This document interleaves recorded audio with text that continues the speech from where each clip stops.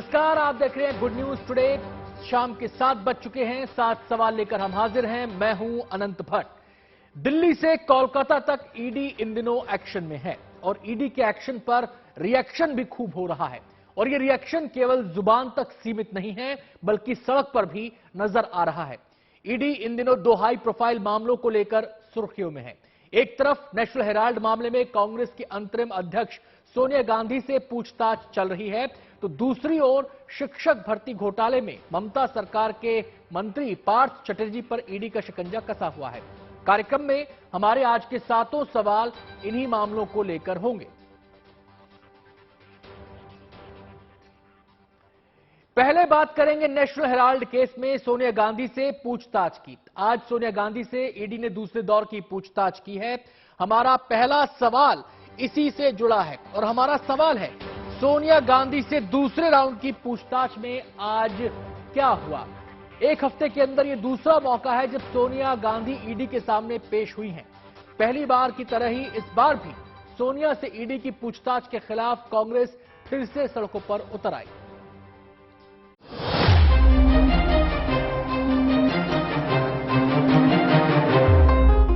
कांग्रेस की अंतरिम अध्यक्ष सोनिया गांधी से आज प्रवर्तन निदेशालय ने एक हफ्ते के अंदर दूसरी बार पूछताछ की। नेशनल हेराल्ड मामले में पूछताछ के लिए ईडी ने आज सोनिया गांधी को बुलाया था।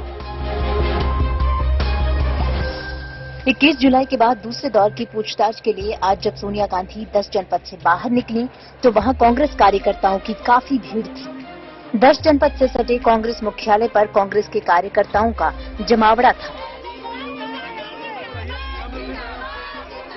कांग्रेस महिला मोर्चा की कार्यकर्ता सरकार के खिलाफ लगातार प्रदर्शन कर रही थी।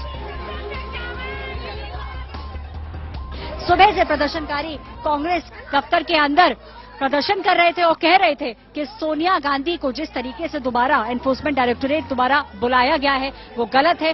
काफी भारी तादाद में कांग्रेस के बाहर अकबर रोड पे जो स्थित है कांग्रेस का मुख्यालय, उसके बाहर पुलिसकर्मी भी मौजूद हैं और अब कोशिश की जा रही है कि एक एक करके जितने भी प्रदर्शनकारी हैं उन सभी को बाहर निकाला जाए और उनको डिटेन कर लिया जाए।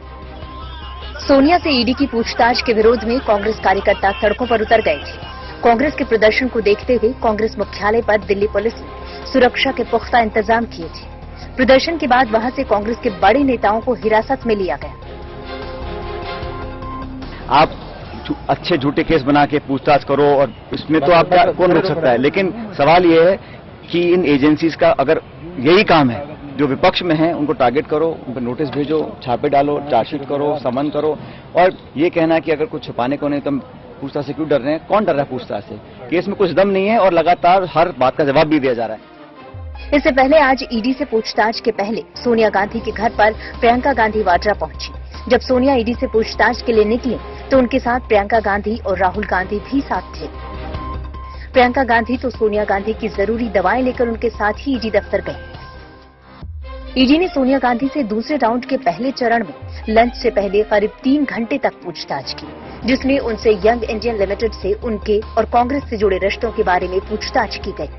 ईडी सूत्रों के मुताबिक सोनिया गांधी से इस मामले में आगे भी पूछताछ हो सकती है।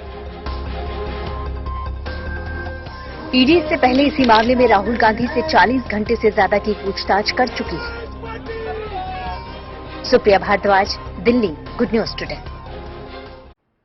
जब ईडी ने सोनिया को पूछताछ के समन भेजने शुरू किए थे, कांग्रेस की थ्योरी तभी से चढ़ गई थी और जब से पूछताछ का सिलसिला शुरू हुआ है तब से तो कांग्रेस आग बबूला है। हमारा दूसरा सवाल अब आपके सामने है और हमारा दूसरा सवाल है, सोनिया से पूछताछ को कांग्रेस ने क्यों सियासी मुद्दा बना लिया है? जिस तरह से कांग्रेस पूछताछ के खिलाफ सड़कों पर उतर रही है, उसे देखकर ऐसा लगता है कि कांग्रेस इस मामले में खुद के लिए संजीवनी तलाश रही है।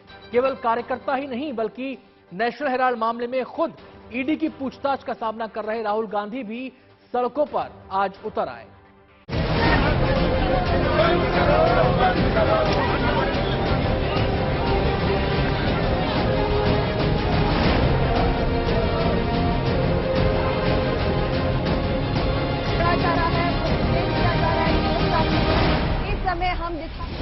नेशनल हेराल्ड मामले में जब जब गांधी परिवार से ईडी ने पूछताछ की है तब तक पूरी कांग्रेस गांधी परिवार के समर्थन में सड़कों पर उतरी है।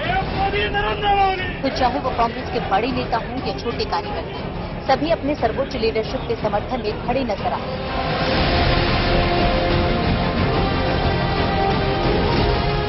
मंगलवार को जब सोनिया गांधी से दूसरे राउंड की पूछताछ के लिए ईडी ने उन्हें बुलाया, तो कांग्रेस के कार्यकर्ता एक बार फिर से संसद से लेकर सड़क तक संग्राम करने के लिए उतर गए।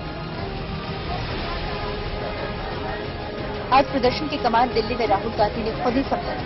वो संसद से कांग्रेसी सांसदों के साथ विजय चौक पर प्रदर्शन के लिए पहुंचे और वहीं सड़क पर धरने के लिए बैठे। थोड़ी देर बाद ही दिल्ली पुलिस ने उनके सहयोगियों को हिरासत में लिया और उन्हें दिल्ली के किंग्सवे कैंप ले जाया गया। यहाँ पे सारे सांसद आए, हाँ, और उन्होंने महंगाई की बात की, हाँ, और बेरोजगारी की बात की, और ये हमें यहाँ बैठने नहीं दे रहे हैं, हाँ, अंदर बात करी जा रही है, डिस्कशन नहीं अलाउड है, हाँ, और यहाँ पे हमसे अरेस्ट कर रहे हैं। हाँ। मल्लिकार्जुन खड़गे और अधीर रंजन चौधरी जैसे बड़े नेताओं को भी पुलिस ने हिरासत में ले लिया।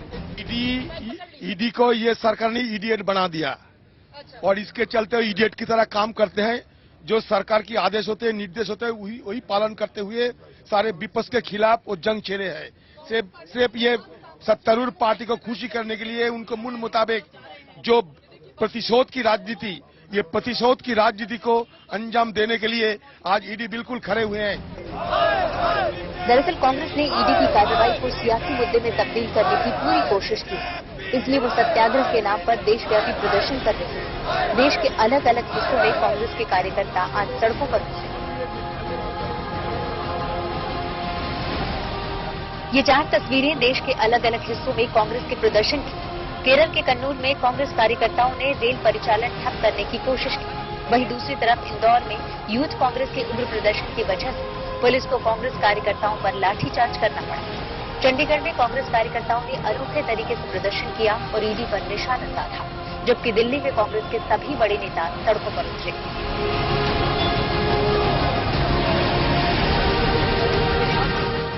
ईडी से पूछताछ को सियासी मुद्दा बनाने की वजह से बीजेपी कांग्रेस पर हमलावर है। मुझे तो कई बार लगता है कि कांग्रेस पार्टी के लिए ईडी का अर्थ एंटाइटलमेंट फॉर डेकॉइटी था। उनको लगता है कि उनके पास एंटाइटलमेंट फॉर डेकॉइटी मतलब हम डाका भी डालेंगे और हमसे पूछताछ भी नहीं होनी चाहिए।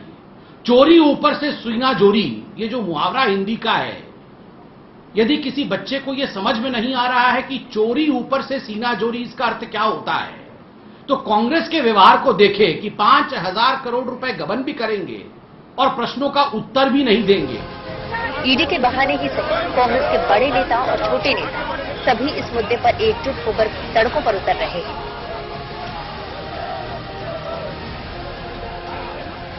लिहाजा इस शक्ति प्रदर्शन का बीजेपी पर असर पड़ेगा कि नहीं कहा नहीं जा सकता, लेकिन कांग्रेस को इस सड़क पर संग्राम करने का फायदा जरूर मिल सकता है। Bureau report, good news today.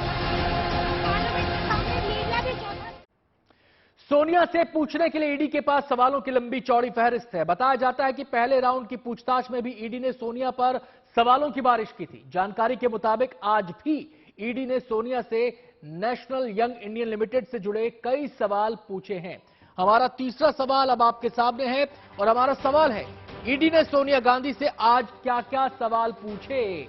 पहले राउंड में सोनिया गांधी से ईडी ने 20 से ज्यादा सवाल पूछे थे। इस बार सवालों की संख्या ज्यादा है। इसके बारे में विस्तार से बता रहे हैं हमारे संवाददाता मुनीश पांडे। इस वक्त हमारी मौजूदगी ईडी मुख्यालय के बाहर है, जहां पर सोनिया गांधी से दूसरे दिन की पूछताछ की गई। पहले दिन की पूछताछ सोनिया गांधी से सिर्फ 2 घंटे की थी, लेकिन आज जब वो ईडी के सामने आए तो उन्हें पूरे दिन सवालों के जवाब देने पड़े। आज की पूछताछ में ईडी सोनिया गांधी से जानना चाहती थी कि आखिरकार ऐसी कौन सी जरूरत थी कि उन्हें यंग इंडियन प्राइवेट लिमिटेड का शेयर होल्डर बनना पड़ा, क्योंकि 38% की शेयर होल्डर जो हैं वो सोनिया गांधी है, बाकी 38% राहुल गांधी के पास में। इसके अलावा वो यंग इंडियन प्राइवेट लिमिटेड और एजेएल के बीच में जो पैसों का लेन देन हुआ था उसके बारे में भी ईडी ने सवाल जवाब किया।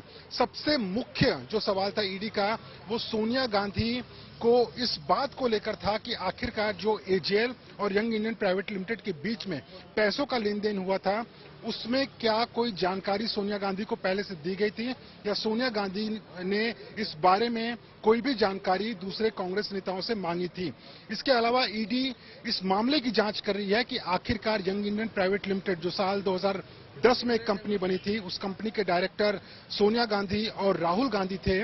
उस कंपनी ने मात्र 50 लाख रुपए का निवेश करके कथित रूप से 2000 करोड़ रुपए की जो एजेएल की प्रॉपर्टी थी उसे गलत तरीके से हथिया लिया था। ईडी इन्हीं आरोपों की जांच कर रही है और इसी के सिलसिले में उन्होंने पहले राहुल गांधी से 5 दिन की पूछताछ की थी और अब सोनिया गांधी से पूछताछ की है।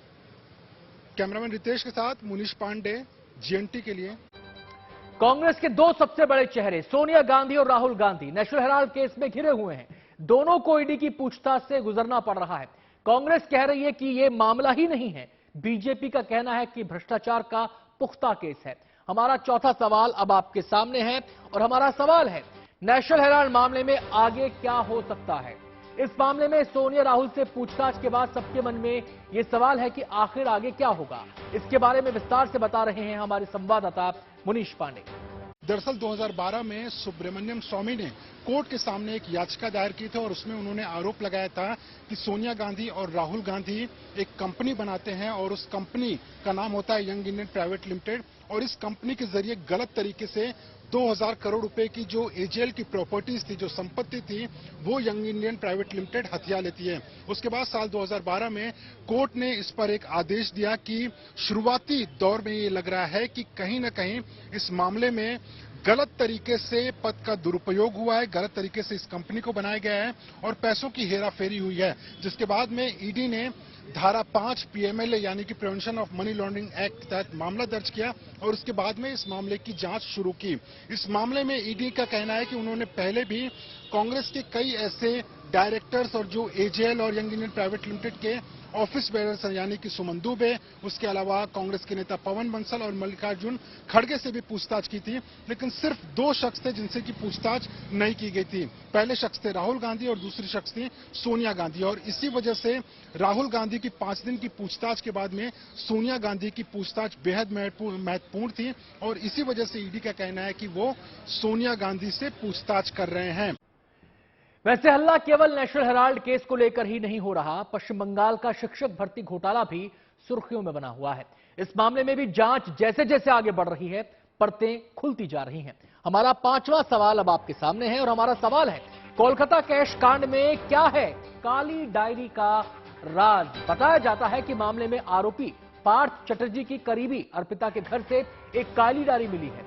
कहा जा रहा है कि इस डायरी में कई राज दफन हैं, इससे कई अहम खुलासे हो सकते हैं।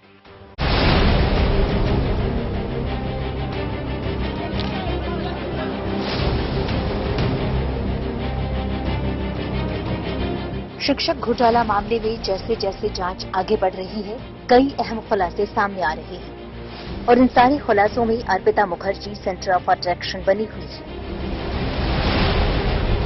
पहले उनके घर से बेहिसाब कैश मिला और अब उनके घर से ईडी के हाथ एक काली डायरी लगी है। डायरी में कई अहम जानकारी होने का दावा किया जा रहा है। ऐसे में माना जा रहा है कि इस काली डायरी से शिक्षा घोटाले से जुड़े कई अहम राज खुल सकते हैं। बताया जा रहा है कि ये डायरी बंगाल सरकार के उच्च शिक्षा और स्कूली शिक्षा विभाग की है। सूत्रों के मुताबिक इसमें 40 पन्ने हैं जिनमें लेन देन का काफी ब्यौरा दर्ज है। इसमें कई लोगों के नाम मौजूद हैं। ईडी के अधिकारी उन नामों की लिस्ट बना रहे हैं। कई मंत्रियों के नाम और मोबाइल नंबर डायरी में दर्ज है। ईडी सूत्रों की माने तो ये डायरी स्कूल भर्ती घोटाले की कई परतें खोल सकती है। कैश तो सिर्फ एक ट्रेलर है, पूरी फिल्म अभी बाकी है और ये फिल्म तब पूरी होगी जब 120 करोड़ रुपए का पता चलेगा। जी हां, यही सनसनीखेज दावा ईडी की ओर से अदालत में किया गया है कि ये पूरा घोटाला 120 करोड़ रुपए के आसपास का है और अभी सिर्फ 20 करोड़ के आसपास बरामद हुए हैं। बाकी के 100 करोड़ का पता लगाना बाकी है। सिर्फ यही नहीं, इससे भी बड़ा सनसनीखेज दावा किया गया है कि अर्पिता मुखर्जी और मंत्री पार्थ चैटर्जी दोनों फोन पर लगातार बातचीत करते थे और उन दोनों के साझा हस्ताक्षर की कुछ दलीलें भी, प्रॉपर्टी की दलीलें भी बरामद हुई हैं, जिसका ब्यौरा अदालत में ईडी ने पेश किया है। अभी एक दिन पहले ही ये खुलासा हुआ था कि अर्पिता के नाम 12 शेल कंपनियां हैं और इसकी जानकारी पार्था चटर्जी को भी थी। उन फर्जी कंपनियों में करोड़ों रुपए का इन्वेस्टमेंट किया जाना था। ऐसे में काली डायरी ये राज उगल सकती है कि कैसे पार्था और अर्पिता मुखर्जी शिक्षा घोटाले से जमा हुए पैसों का इस्तेमाल शेल कंपनियों में करने वाले थे। सूत्रों की माने तो करोड़ों रुपए कैश को लेकर जब ईडी ने अर्पिता मुखर्जी से पूछताछ की तो शुरुआत में तो आनाकानी करती रही, लेकिन जब ईडी के अधिकारियों ने गहनता से पूछताछ की तो अर्पिता मुखर्जी ने इस बात को कबूला कि दरअसल ये करोड़ों रुपए के कैश किसी और के नहीं बल्कि पार्था चटर्जी के हैं। ईडी को शक है कि पार्था चटर्जी ने अर्पिता मुखर्जी को यह जिम्मेदारी दी थी कि वो अपनी शेल कंपनीज के जरिए पैसों की हेराफेरी करे। अब ईडी इस मामले की जांच कर रही है कि आखिरकार अर्पिता मुखर्जी के जरिए कितने करोड़ों रुपए की हेराफेरी उसकी शेल कंपनीज के जरिए पहले हुई थी। अर्पिता मुखर्जी के आलिशान घर से जब 21 करोड़ के नोटों का ढेर मिला था तब अर्पिता ने ईडी के सामने कबूल किया था कि पैसे पार्था के ही। लेकिन अब काली डायरी मिलने के बाद ईडी के अधिकारियों का दावा है कि महज 21 करोड़ नकद रुपए ही नहीं बल्कि पार्था चटर्जी और अर्पिता मुखर्जी के नाम से करीब 140 करोड़ रुपए की प्रॉपर्टी है। ईडी अधिकारियों का कहना है कि पार्था चटर्जी की कोलकाता, बीरभूम, हुगली, दक्षिण 24 परगना, मुर्शिदाबाद और उत्तर 24 परगना सहित कई जिलों में बेनामी संपत्ति है। पार्था चटर्जी और अर्पिता मुखर्जी फिलहाल 3 अगस्त तक ईडी रिमांड में है। इस बीच ईडी दोनों से पूछताछ कर शिक्षक घोटाले और इससे जमा अकूत संपत्ति का सच उगलवाने में जुटी है। मोनीश पांडे और Anupam Mishra, Kolkata, good news today. गिरफ्तारी के बाद पार्थ चटर्जी की तबीयत बिगड़ी तो वो कोलकाता के अस्पताल में भर्ती हो गए। ईडी के विरोध के बाद कलकत्ता हाईकोर्ट उन्हें जांच के लिए भुवनेश्वर एम्स भेज दिया गया। एम्स ने उन्हें फिट घोषित कर दिया है, जिसके बाद आज फिर से ईडी ने उनसे पूछताछ शुरू कर दी। हमारा छठा सवाल अब आपके सामने है और हमारा सवाल है, मंत्री पार्थ बोलेंगे क्या शिक्षक भर्ती घोटाले के राज खोलेंगे? इसके बारे में क्या हो सकता है और क्या हुआ आज, विस्तार से बता रहे हैं हमारे संवाददाता अनुपम मिश्रा। अर्पिता के घर से मिले कैश तो सिर्फ ट्रेलर हैं, पूरी फिल्म बाकी है।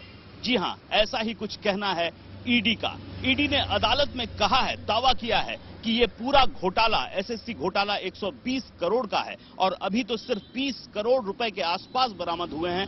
100 करोड़ रुपए और तलाशने हैं और इसी की प्रक्रिया शुरू हो चुकी है। पूछताछ ईडी के दफ्तर में अर्पिता मुखर्जी और पार्थ चटर्जी से जारी है और इस बीच एक काली डायरी का भी पता चला है जो अर्पिता के घर से बरामद हुई है। और दिलचस्प बात यह है कि इस काली डायरी के 40 पन्नों पर बहुत कुछ लिखा हुआ है जिसे डिकोड करने की कोशिश ईडी के अधिकारी कर रहे हैं और उनका मानना है कि हो सकता है इस डायरी से बहुत कुछ सबूत मिले, खास तौर पर जो मनी ट्रेल है उसके बारे में पता चल सके और बाकी के जो और जैसा दावा ईडी कर रहे हैं कि 100 करोड़ रुपए और हैं जिनका पता लगाना बाकी है, वो कहां-कहां हैं, उनके बारे में भी काफी कुछ अभी निकलना और आना बाकी है, जिसकी कोशिश ईडी कर रही है।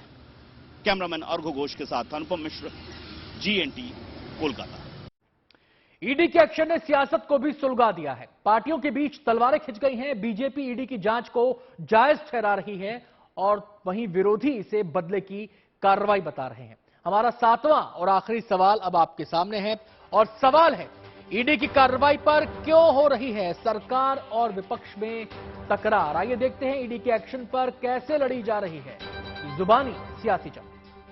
ईडी तो पूरा एक्सटेंडेड डिपार्टमेंट ऑफ बीजेपी बन चुका है, centre of BJP unit CBI बन चुका है। तो जिस तरीके से ये चल रहा है, सेंट्रल एजेंसीज का इस्तेमाल करते हैं, एक इलेक्टेड डेमोक्रेसी होती है और एक इन्फोर्स डेमोक्रेसी होती है। ये जो काम कर रहे हैं वो एक इन्फोर्स डेमोक्रेसी का काम है जहां पे सेंट्रल एजेंसीज का भी दुरुपयोग हो रहा है।